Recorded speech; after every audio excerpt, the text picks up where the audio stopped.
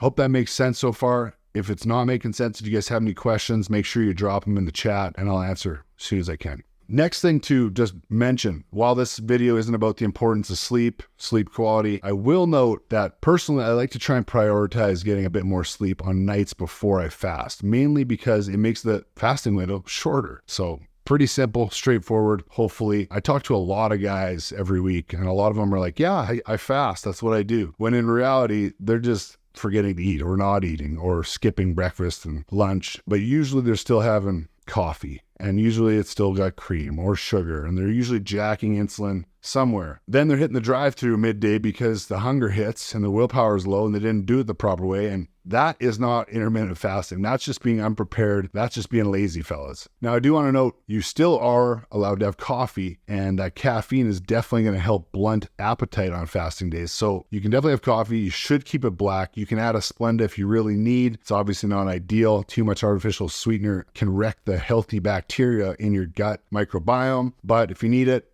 go for it. One a day is not going to hurt. On days I fast, I also like to increase my water intake by roughly 20%. It's another thing that a lot of guys aren't doing. They're getting wrong. If you're a normal sized guy, you should be drinking about 4 liters of water a day, 1 gallon of water a day. Another thing I like to do that I recommend clients do that you don't see elsewhere in other fasting protocols is I like to add bone broth during fasting days. Since bone broth is extremely low calorie, but it offers a nice little punch of collagen and protein, and it's not going to hurt your results. It's not going to diminish your fast. If you're doing longer fasts, it's really going to help curb that appetite and provide just a little bit of nutritional punch. But again, this is really dependent, and I lay it out in all the custom programs. Every guy's is a little different.